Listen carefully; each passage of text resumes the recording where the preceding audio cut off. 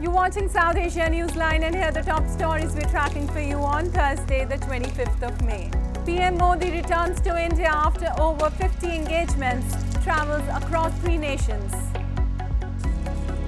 Ready for negotiations, says Imran Khan amid PTI leaders' exodus. And Bangladesh says committed to free and fair elections after US announces visa curbs.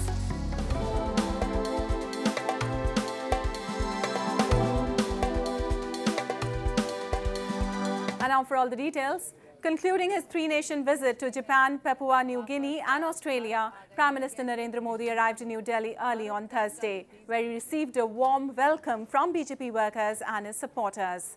Modi said today India has reached a position where the world wants to know what India is thinking and wants India to find solutions for its problems. Foreign Minister Jaishankar also recalled the remarks by Prime Minister of Papua New Guinea, who termed PM Modi as the leader of the global south, and the Australian Prime Minister calling him the boss. Modi said today he confidently looks into the eyes of the people across the world because India has a stable government with an absolute majority. विश्व की आशा आकांक्षाएं भारत से बढ़ रही है।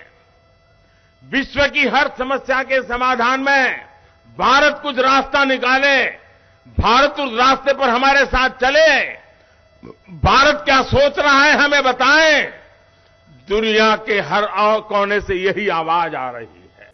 And amid the high-profile string of departures from the opposition PTI, the party's supremo and Pakistan's ex-PM, Imran Khan has said that he is ready to talk with state authorities to seek a way out of the impasse.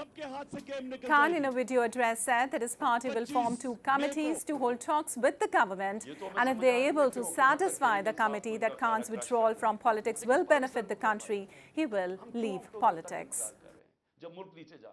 अगर इस committee को ये बैठ के कह दें कि जी इमरान खान के बगैर पाकिस्तान बेहतर हो जाएगा और आपके पास कोई सलूशन है, मैं फिर से कहता हूं कि इस मुल्क की खातिर मैं छोड़ देता हूं, मैं पीछे हट जाता हूं। अगर आप ये कमेटी को समझा दें कि मेरे बगैर मुल्क बेहतर चलेगा, चले मैं मुल्क की खातिर ये भी छोड़ने के लिए तैयार हूं। Local media reports suggest around 30 PTI leaders, including Khan's close aide Fawad Chaudhary, have left the party and more likely to follow suit. The slew of departures has come as Pakistan government has threatened to ban the PTI. And an international aid agency in Afghanistan hopes to have an interim arrangement within days to allow its Afghan female staff to return to work in Kandahar province.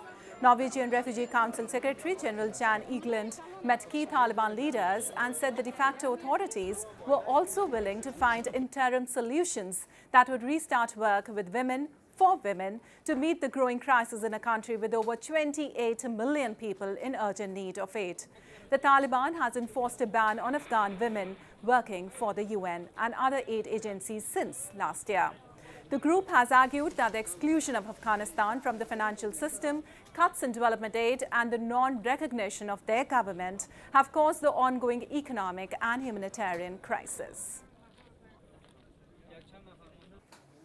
Well, in a recent flare-up between Bangladesh and the United States, the U.S. Secretary of State Antony Blinken on Wednesday announced a new visa policy targeting the elections in the South Asian nation.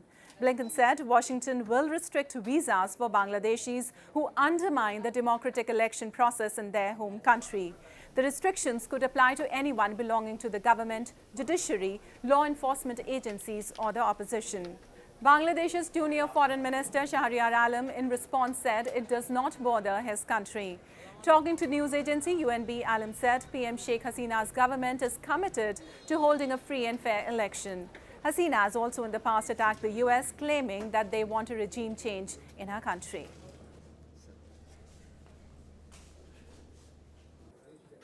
And crisis-stricken Sri Lanka should be able to conclude newly launched debt restructuring talks by September or November at the latest, President Ranil Wickremesinghe said on Thursday, adding that the negotiations had made remarkable progress. The comment came as he met his Japanese counterpart, Fumio Kishida, in Tokyo. Japan, France and India last month unveiled a common platform for talks among bilateral creditors to coordinate restructuring of the island nation's debt. Sri Lanka owes $7.1 billion to its creditors, including China and India. It secured a $2.9 billion IMF bailout in March, but must set up a debt restructuring framework to carry forward the program. The IMF also said earlier this week that Sri Lanka's macroeconomic situation was improving. And the Newar community in Nepal on Thursday marked the annual festival of Sithi Nakha, the traditional water day on which they clean the ancient sources of water, including wells and ponds. Take a look. Members of the Newar community in Nepal on Thursday celebrated the Sithi Nakha festival, also called the Water Day, during which they clean the traditional sources of water such as wells and ponds and also worship them.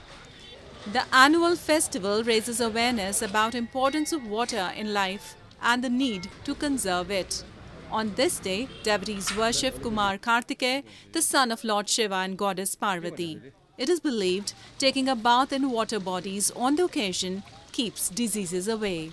पूर्व कालदेखि चाहिँ मनाउँदै आएको चाहिँ एउटा चाहिँ नेवारहरूको चाहिँ विशेष चाड पर्व हो। आजको दिनमा नेवार समुदायमा प्रत्येक घर-घरमा हाम्रो बारा हुन्छ नि वो चटामरी हैन हुन्छ अनि खास चाहिँ नै यो कुमार खस्ती छ नि कुमार सिटीलाई त्यसलाई नै आदर गरेर चाहिँ पूजा गरेर मनाउने चाहिँ चाड पर्व हो यो।